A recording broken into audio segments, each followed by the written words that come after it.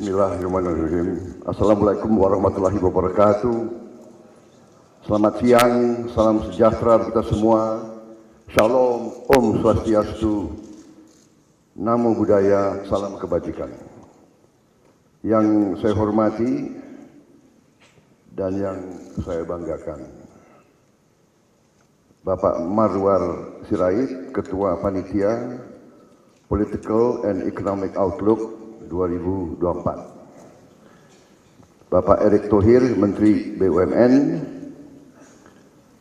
Bapak Garibaldi Boy Thohir yang saya hormati, Saudara Filmon Tanuri, President Director Trimega Sekuritas,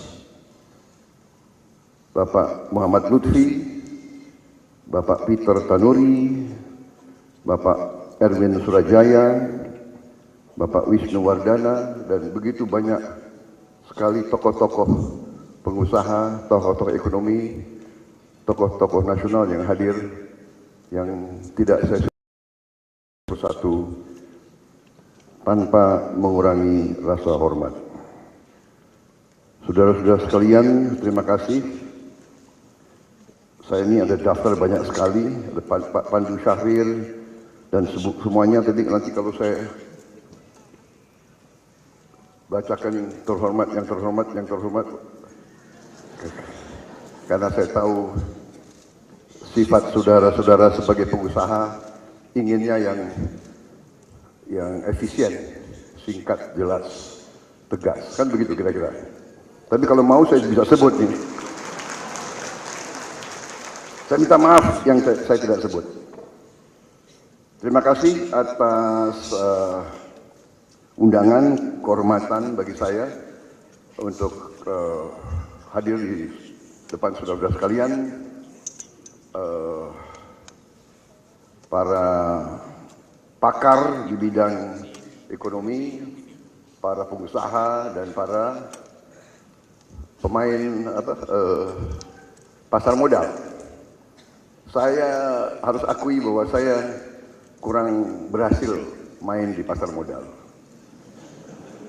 Saya waktu itu coba-coba di pasar modal Eropa, pakai financial advisor orang Eropa. Sekian tahun, returnnya very low. Maybe after average of 5 years, 1% return. Waktu saya komplain ke dia, why is 1% return this, you know? In my country, we can get 8, 9%, 10%. Yes, sir, but country risk. Selalu pakai country risk alasannya itu ya. Jadi kapok aku main di pasar modal. Jadi saya terus terang aja kalau di bidang ekonomi, ya, di bidang bisnis, I'm still player in the old economy, dalam arti basic yang saya pelajari dari pemahaman sejarah ekonomi yang saya dapat adalah beberapa ajaran filosofis, ya. Saya tidak punya gelar ekonomi, tapi saya ada pemahaman karena saya seorang mantan jenderal, urusan saya adalah perang. Ilmu yang saya dalami, ilmu yang saya pelajari adalah perang. Dari yang saya pahami dari sejarah perang, hampir semua perang adalah memperebutkan sumber daya. Nearly all war is about resources. Sekarang kita lihat perang di Gaza. What is it about? Is it about a Jewish state or this or that? It is about land. It is about land. Satu kawasan bumi diperebutkan oleh dua bangsa yang berbeda. Dan kalau kita buka sejarah pemikiran ekonomi, kita belajar Adam Smith, Ricardo, itu salah satu fundamental di situ, ajarannya adalah the only real wealth is land. The only real wealth is land. Dan kenapa? Dari land, we get resources above the ground, on the ground, and below the ground. Below the ground, banyak mineral, energi, BBM, etc., etc. On the ground, pangan. Above the ground, pangan. So, pendekatan saya dalam bidang ekonomi dan kenegaraan adalah basic, dasar. Dan tadi Pak Ara sudah banyak bicara dan yang lain ya, ada ahli ekonomi sudah jelaskan ini dan grafik-grafik. Tapi kalau kita lihat fundamentals, what are the fundamentals? The fundamentals of Indonesia, ada hal-hal yang sangat mendasar. Benar, ketidakpastian global, benar. Ketegangan geopolitik, benar. Perang di mana-mana, benar. Bagaimana kita sikapi? Bagaimana kita sikapi? Dengan hal-hal ketidakpastian. Tadi saya melihat ada hal-hal fundamental yang merupakan sesuatu, in my opinion, karunia, blessing, luar biasa bagi bangsa Indonesia. Yang pertama adalah our size. We are a big nation. We are nearly 300 million people. Kita kuasai kawasan yang sangat luas, tanah dan air yang sangat luas. Dan di tanah dan air itu, resources kita luar biasa. Resources kita luar biasa. Dan ya, kita negara besar, begitu banyak perbedaan. Kita adalah bangsa yang majemuk. Kita multi agama, multi ras, multi suku, multi budaya, multi bahasa. Tapi kita juga bersyukur, kita ada blessing. Kita punya founding fathers yang brilliant. Bayangkan founding fathers kita. Dari sebelum kita berdiri sebagai negara, pendiri-pendiri bangsa kita yang usianya masih sangat muda pada saat itu, mereka dengan visi yang luar biasa, mereka memilih bahasa kebangsaan, bahasa persatuan yang bukan bahasa mayoritas. Kasus di negara lain hampir tidak ada. Founding fathers kita 1928 memilih bahasa minoritas, bahasa dari Riau, suku Melayu, sebagai bahasa kebangsaan, bukan bahasa mayoritas. Kalau demokrasi berarti mayoritas. The rule of the majority, itu arti demokrasi ala Barat. Tapi ala kita, budaya kita mengerti. Kita terdiri dari begitu banyak suku, begitu banyak ras, begitu kita harus mempersatukan. Satu, brilliance of our founding fathers. Ini sekarang yang memperkuat kita. This big nation, fourth largest in the world, third largest democracy. Bahasa kebangsaan bukan bahasa mayoritas. Dan sudah diterima sebagai official language, sebagai an official language. Yang kedua,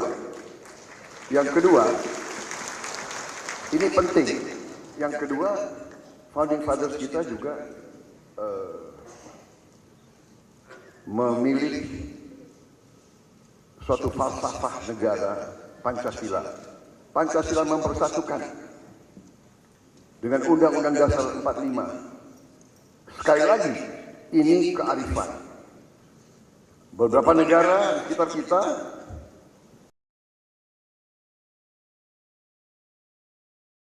mayoritas sebagai agama resmi. Founding fathers kita tidak. Founding fathers dan dengan kebesaran pemimpin-pemimpin agama mayoritas, waktu itu pemimpin NU, pemimpin Muhammadiyah, mereka yang akhirnya mengambil keputusan menerima Pancasila, dan akhirnya Pancasila bisa diterima di seluruh Nusantara. Ini saya jelaskan karena inilah sesuatu karunia kita. We have a lot of resources, we have potensi yang luar biasa, we have fundamental yang sangat luar biasa. Tapi kita ada tantangan tadi. Tapi tantangan kita ternyata mampu diatasi oleh pemimpin-pemimpin kita sampai sekarang, dan kita patut bersyukur. Tadi ada peta konflik. Kita bersyukur sudah berapa dasawarsa Indonesia tidak terlibat dengan konflik dengan bangsa lain. Kita ada masalah dengan Malaysia, perbatasan. Kita ada masalah sama Singapura. Kita ada masalah sama Vietnam. Kita ada masalah sama Tiongkok. Sedikit di lautan itu, ya bukan sedikit, cukup besar perairan di economic zone kita. Tapi dengan cara kita atasi dengan negosiasi, kita atasi dengan pendekatan persahabatan.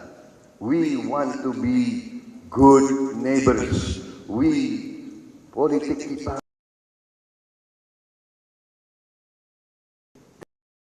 musuh. Politik kita adalah politik non-blok, bebas aktif, dan itu yang harus kita pertahankan. Itu yang harus kita teruskan. Indonesia bernavigasi di antara batu-batu karang. Di antara konflik-konflik ini, Indonesia bersahabat sama Tiongkok, bersahabat sama Amerika, bersahabat sama Rusia, bersahabat sama semua negara yang kita bisa lakukan.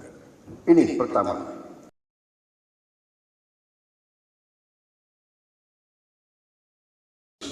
Indonesia nanti bisa muncul justru sebagai pihak yang diterima oleh pihak-pihak yang mungkin sedang tegang. We will be accepted by many parties in any conflict. Contoh, berapa kasus yang lalu, berapa belas tahun yang lalu, Lebanon, biasanya Israel menolak pasukan PBB. Biasanya mereka tolak. Di Lebanon, mereka tidak. Bayangkan. Jadi Indonesia dikenal sebagai negara mayoritas Muslim, tapi netral, tidak berpihak, tidak ekstrem, bisa fair terhadap semua.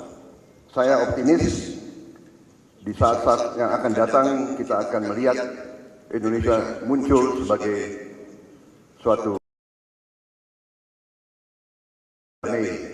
faktor mediasi yang sangat baik.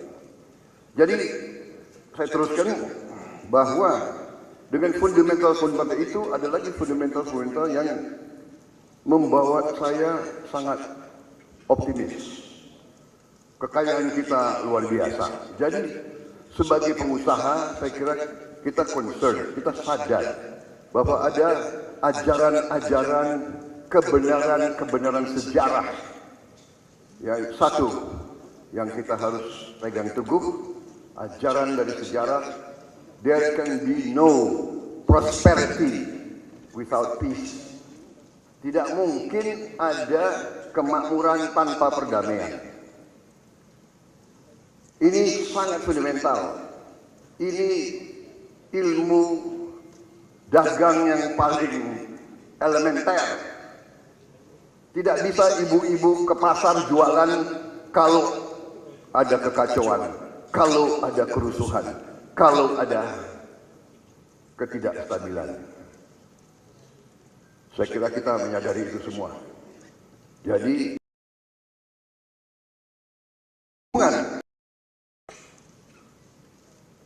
stabilitas dengan kemakmuran sangat erat. Sehingga siapapun yang mau memimpin bangsa ini harus tujuannya adalah selalu menjaga ketenangan, menjaga kesejukan, menjaga iklim perdamaian. In my opinion, pendapat saya, the biggest contribution, sumbangan terbesar seorang pemimpin politik kalau dia bisa ikut menciptakan kondisi ketenangan, kesejukan. Menurut saya itu. Karena dengan kesejukan, ketenangan, tercipta iklim yang kondusif untuk menjaga stabilitas. Dan kita mengerti dalam kehidupan bernegara,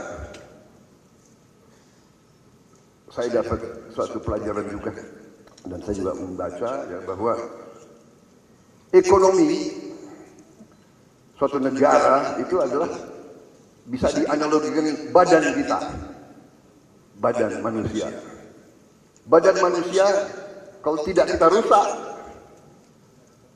kita tidak intervensi dengan terlalu banyak minuman keras, rokok, dan segala macam,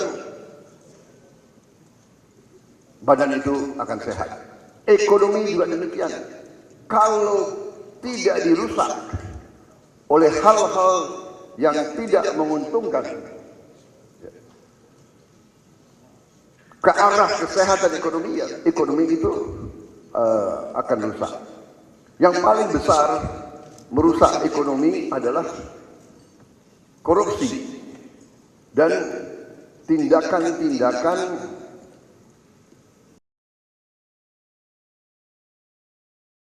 perdagangan yang ilegal, korupsi dan sebagainya. Sehingga tadi juga sumbangan nanti pemimpin politik untuk menciptakan kondisi yang menguntungkan ekonomi adalah pemerintah yang baik, good governance. Good governance means efficient governance. Good governance, clean governance.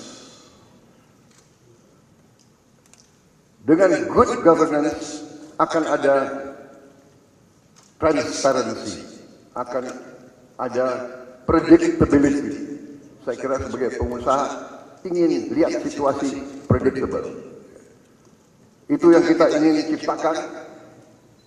Saya kira tadi indikator-indikator, saya kira apa yang dihasilkan oleh pemerintah Pak Jokowi sesuatu yang harus diakui. Tidak gampang di dunia ini. Tingkat inflasi menurut pengetahuan saya adalah yang terendah sepanjang sejarah Republik Indonesia. Sepanjang sejarah Republik Indonesia. Ya. Tapi inilah sifat bangsa Indonesia, kadang-kadang diberi karunia kurang begitu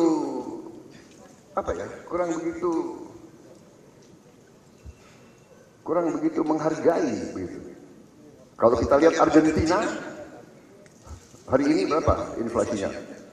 100, mendekati 150%. Argentina yang tahun 45, 10 negara terkaya di dunia.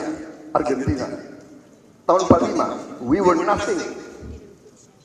Sekarang inflasi 150, mendekati 150%.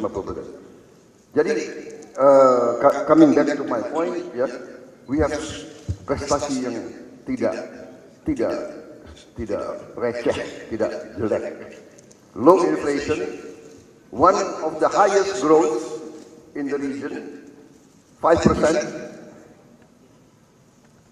Tadi 39 months in a row positive trade balance. Sebagai pengusaha mengerti bahwa trade balance kita adalah neraca suatu negara, ya, bahwa kita untung sebagai negara. Yang kita jual lebih daripada yang kita beli. Ini prestasi. Saya kira Anda akan bosan kalau saya keluarkan juga data. Saya hanya nanti akan mengeluarkan mungkin 2-3 data, ya.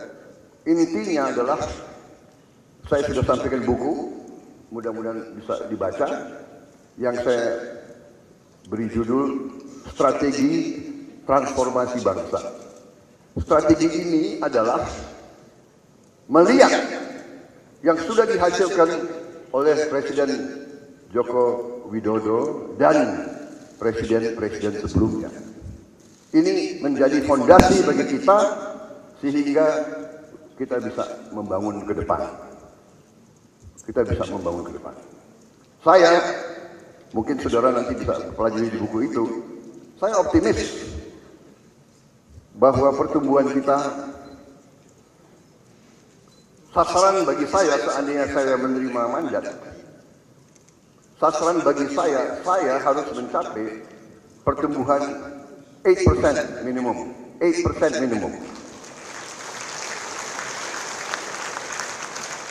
But I'm very bullish, I'm very confident. Dengan what we have, we can achieve double digit growth.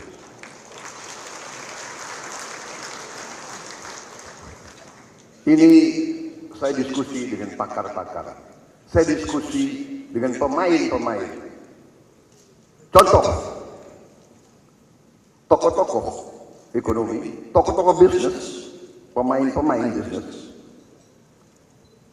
bicara satu hal. Dan pernah ada pakar dari Brasil, ahli energi datang ke kita, mengatakan Indonesia could be the only country in the world that will be 100% self-reliant in energy. Tadi ada analis ekonomi kan, oh ini bahaya ancaman energi, ya kan? Energi akan naik di luar. We can be 100% self-reliant in energy. We do not have to import energy anymore. Dari mana? Tunggu dulu, jangan. Ini kayak rapat sedikit-sedikit. Orang Indonesia itu senang. Ya, Indonesians like to hear good news. Yeah. But I'm saying this is what the experts tell me. Dari mana? Saudara-saudara sekalian. Solar, we can produce diesel 100% dari kelapa sawit. And this sudah dibuktikan. Kita sudah produksi B100. Sudah proven. Sekarang kita sudah punya B35 yang sudah digunakan, but we can easily go to B100, B100. Dengan B35, we are saving every year around $10 billion. $10 billion in import, saving from B35. If we go to B100, the experts tell me we will be saving $25 billion a year. $25 billion uang kita yang tidak keluar negeri, uang kita yang akan beredar di dalam negeri. You are the economic players, you are the economic experts. $25 billion in our domestic economy, that could mean 2-3 times the multiplier effect, the velocity of money. Ekonominya bisa tambah di situ. Itu salah satu. Bensin juga bisa 100%. Dari mana? Dari etanol. Etanol dari mana? Dari tebu, dari aren, dari singkong. Jadi we have what is called competitive advantage. Our energy will be one of the few countries in the world that will be green, that will be renewable, terbarukan. Satu, self-reliant. Dua, green. Tiga, renewable. Ya, kita harus replanting, logis, tapi kita punya cadangan-cadangan untuk replanting itu. Itu satu hal yang sangat penting, ya. Di mana produksi kita sekarang kelapa sawit the highest in the world, ya, is around 46 million tons a year. Soon, the players tell me it will be 70 million tons. And with our daya serap kita untuk B100 atau B35, B55, whatever, harga kelapa sawit bisa terjaga, terlindungi. Jadi saudara-saudara, waktu kita mau diembargo oleh Uni Eropa, sebetulnya it's a blessing in disguise. Kita hanya ekspor sekitar 2 juta ton kelapa sawit. Kalau orang Sunda bilang, ewe pengaruh nak, ya kan? Lo nggak mau beli gue punya kelapa sawit, terima kasih, gue pakai untuk bangsa gue sendiri. Itu satu hal. Yang selanjutnya, jadi tadi di dalam strategi saya adalah mutlak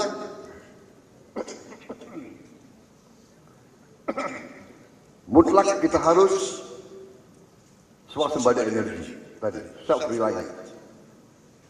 We cannot be dependent dengan perang di mana, nggak bisa. It's out of our control, nggak bisa. 300 million people dipengaruhi oleh faktor yang nggak bisa kita kendalikan. That's not smart. And kita punya alternatif. Yang tidak terlalu banyak investment lagi. I talk to the pengusaha besar-besar ini, they have the technology. They will make the refineries untuk produce B100. Kementerian Pertanian, IPB, dan sebagainya sudah juga membuat itu di Indonesia. Itu pertama, adalah energi. Yang kedua, food. Bagaimana bisa negara yang mendekati 300 juta tergantung impor? That is not smart. And kita sangat mampu swasembada karena kita berkali-kali pernah swasembada. Tadi saya sebut analogi ekonomi ibarat badan manusia.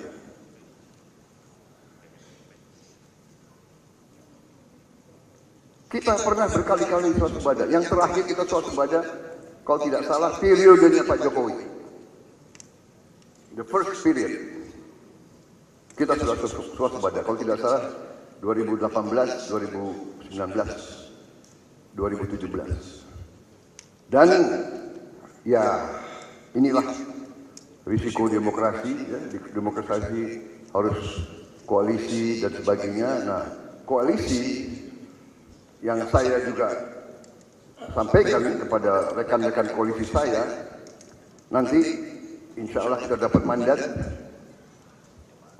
Oke, partai-partai harus ada perwakilan dalam koalisi, harus ada portofolio, tapi saya katakan Anda harus sampaikan, Anda harus ajukan the best and the brightest. The best not only in the brain, the best dalam watak dan karakter, dan yang kedua,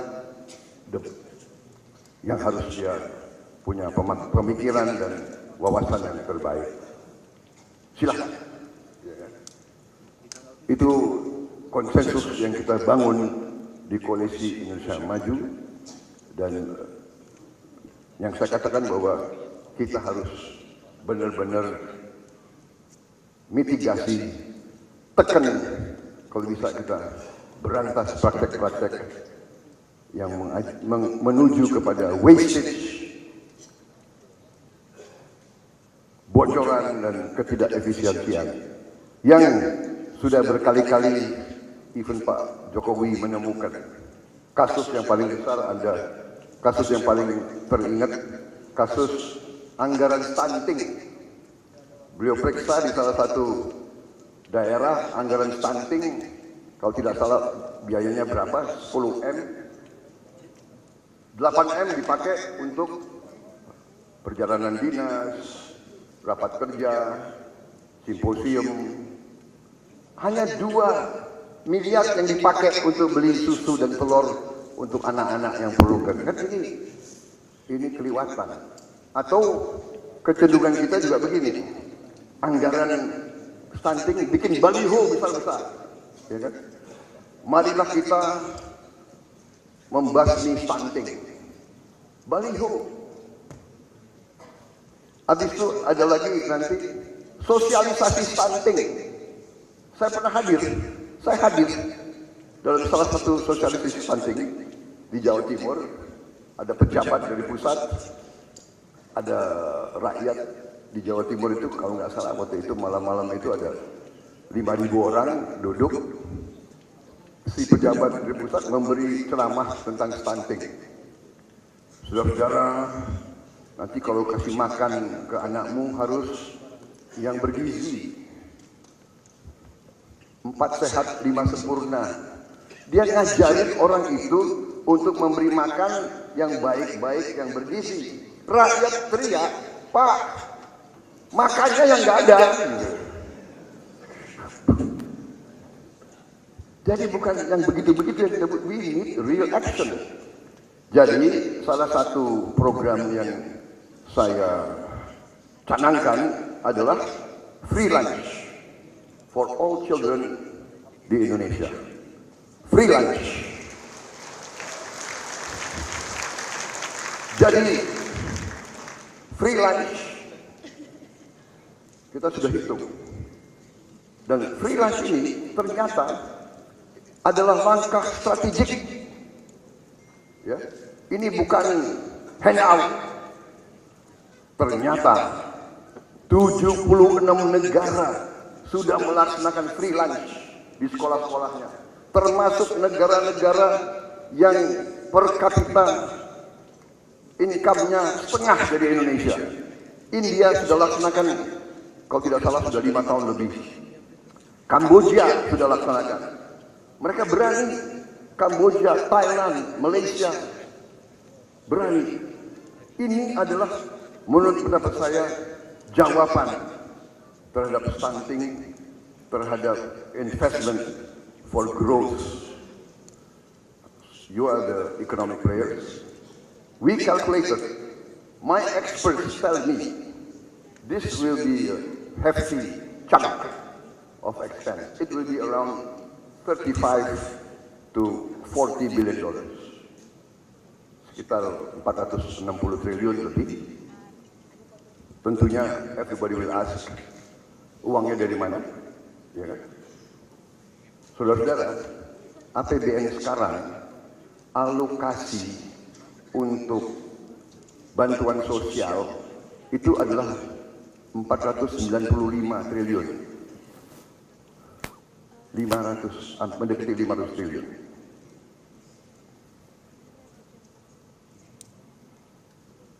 Rp493 triliun. Perlindungan dan bantuan sosial. Saya bertanya, apakah memberi makan kepada anak-anak Indonesia yang kurang gizi sekarang, apakah itu tidak termasuk sosial? Apakah itu tidak termasuk bantuan sosial? The answer is so easy. Oke, bagaimana program-program lain? Ada lagi, pendidikan 660 triliun. Saya bertanya, apakah memberi makan kepada anak-anak sekolah tidak termasuk bidang pendidikan? The answer is so logical. Kemudian kita bisa lihat, kita bisa turun ke semua bidang. Jadi the resources are there. If we can refocus, if we can reallocate kepada hal yang urgent, mengatasi kurang gizi dan kelaparan. Saudara-saudara, ada lembaga-lembaga riset dari beberapa kementerian dan badan internasional mengambil kesimpulan 20% to 30% of our children go to school in the morning without any meal. 20%. Dan kita sudah uji coba. Saya dengan beberapa tim, kita sudah uji coba di beberapa kabupaten, di beberapa provinsi. Dan yang menarik, kita menemukan tidak hanya anak-anak yang sangat butuh makan, ternyata gurunya juga butuh makan. Jadi maybe this calculation tadi harus naik. Karena kita kasih makan ke anak-anak, gurunya liatin. Kita sebagai orang timur, orang Asia, masa bisa sih? Ya kan, kita makan, habis itu ada orang lihat, kita akhirnya ditawarkan juga. Ternyata lahap juga gurunya.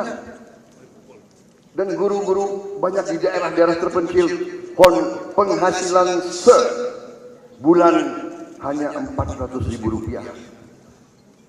How can you live? Rp400.000. Guru yang bertanggung jawab kepada masa depan Indonesia. Jadi why I talk this to you, the financial players? Because I'm telling you, this is an investment. When we spend $34 or $40 billion in our economy, you can calculate what the growth rate of Indonesia will be. I am told, kalau kita lihat $30 miliar, ya, that is what? 2% of our GDP. And if we increase spending in our domestic market, 2% of our GDP, the economists say it can create a growth. 1% increase in government spending can increase 1.5% annual growth.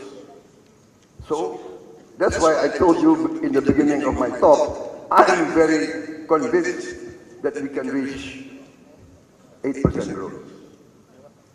Just with this project, we can achieve 3% growth.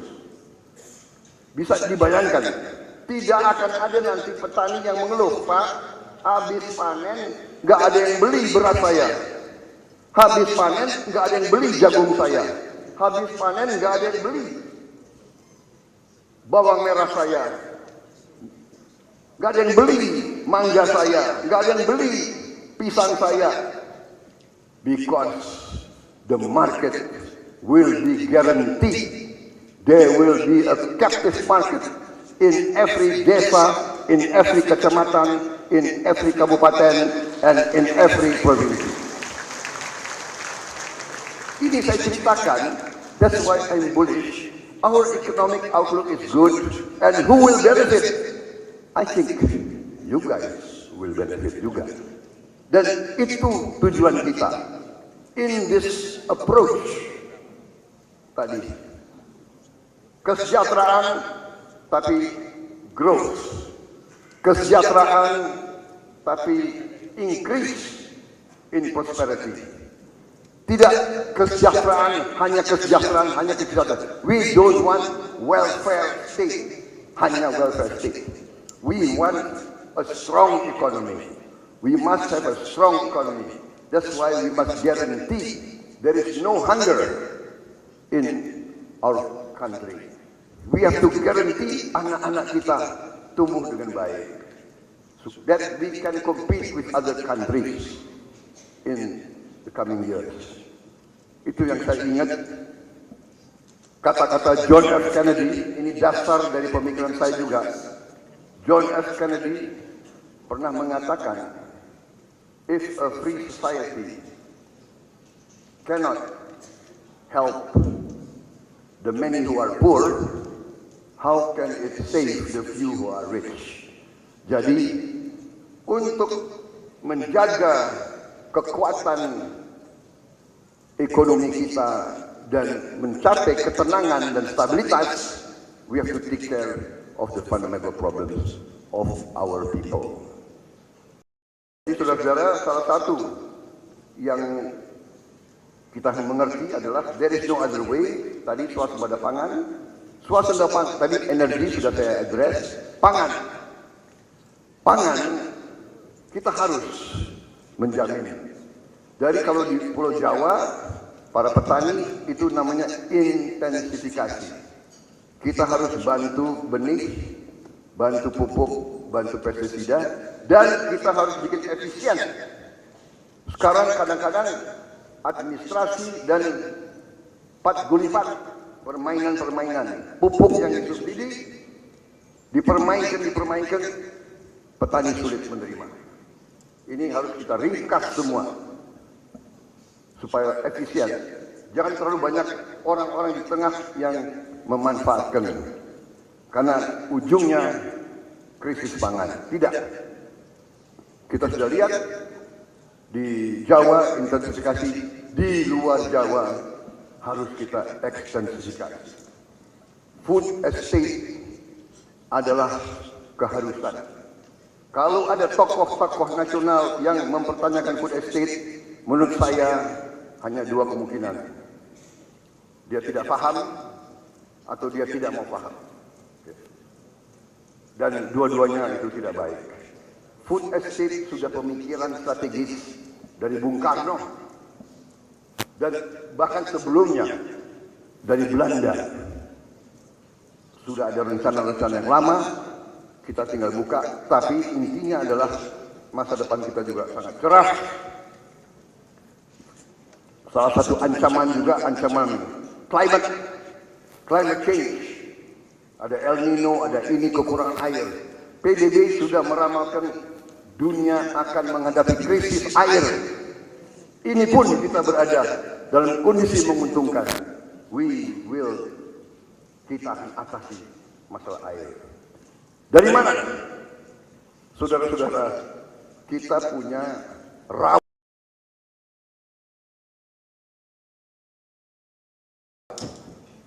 Ternyata rawa itu ada dua macam. Ahli mengatakan,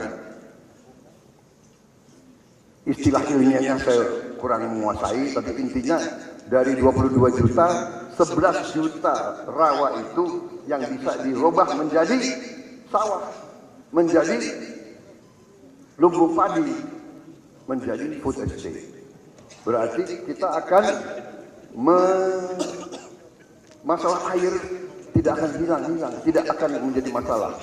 Dan cost of the capex will be lower kalau kita bikin sawah food estate di daerah tanah biasa. Ini yang sudah dilaksanakan. Ini kalau tidak salah di Kalimantan Selatan sudah ada kira-kira 50.000 hektar di rawa. Ini tadi daerah rawa. musim hujan banjir, musim kemarau kebakaran, berubah menjadi sawah produktif, air-airnya bisa budidaya itik, menghasilkan telur, protein.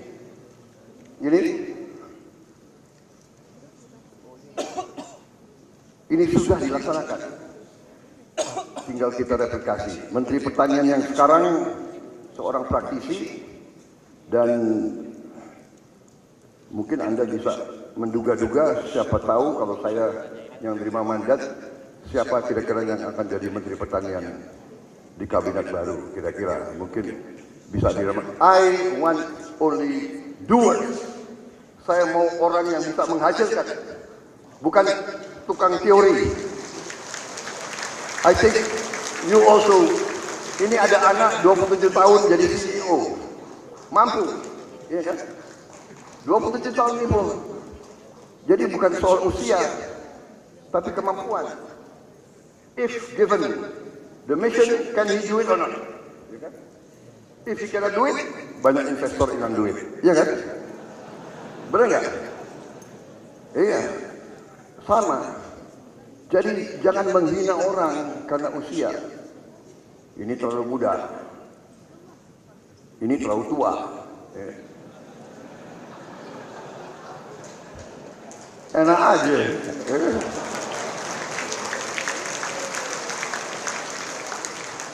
Jadi tadi, I'm bullish, I'm excited, benar nggak?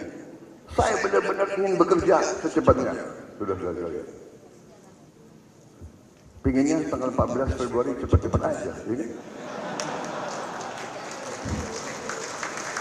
Tanggal 14 Februari jam. Tapi begini, apapun itu keputusan rakyat. Saya tidak apa-apa, ya kan? Tapi yang saya ingin cerita adalah our future is great. Boleh mereka perang, kita jangan perang. Benar nggak? Ya kan? Kita jangan goblok sebagai bangsa. Benar nggak? Ya kan? Iya kan? When they want us untuk ke sini, yes, I respect you, but I cannot join you. I respect you because I'm friends with him also. Ya kan? Iya kan? Iya, saya nggak malu-malu. Saya hormat, bersahabat, kagum sama Tiongkok. Saya tidak ragu-ragu, saya katakan itu. Tapi saya hormat juga sama Amerika, ya kan? I like United States, right? We all like United States, benar nggak? Kalian kalau libur maunya kemana? Ya kan? Pandu kalau libur ke Amerika dia. Apalagi Wisnu, gue udah tahu nih orang-orang ini semua. Ya kan? Erik kemana Erik kalau libur? Ya, udah kita. Many of us are educated in Filmon. Lo sekolah di mana, Mas? Di mana? Berkeley lagi. Lo kenapa nggak ke Shanghai sih? Lo ke Berkeley lagi. Ini kalau aku tanya angkat tangan yang lulusan Amerika, ngeri aku nih. Ya. Semua.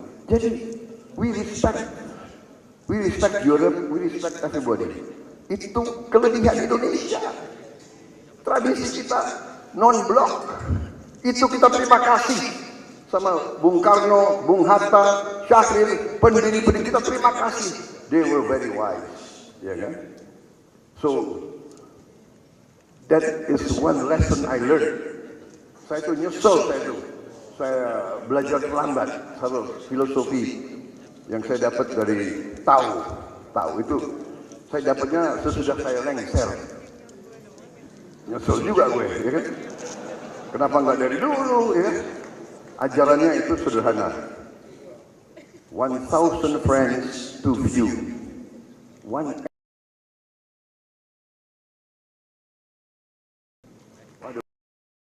Waktu dari muda saya dididik secara barat. Di barat, no, you have to win. Waduh, ya kan? They teach us to win. And then they also teach us the important thing is the mission. Mission accomplished. apalagi tentara. Tentara itu mission. Jadi aku udah kena brainwash kan. Tugas, yang penting tugas. Nggak peduli gue sakit siapa, gue injek siapa, ya kan? Berhasil. Iya, gue berhasil, tapi yang dongkol banyak. Makanya gue kalah terus jadi presiden. Ya kan? Kayaknya dulu gue nggak diundang ke forum seperti ini. Ini gara-gara Pandu ini sama Erick Thohir lagi ketua tim kampanyenya sana, ya kan? Untung dia udah sama gue sekarang.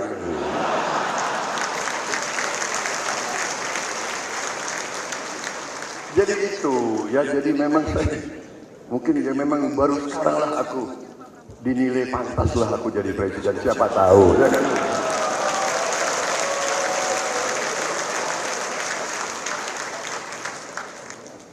Itu juga ya, stability. Jadi waktu 2019 situasi sangat tegang. Mungkin Anda mengalami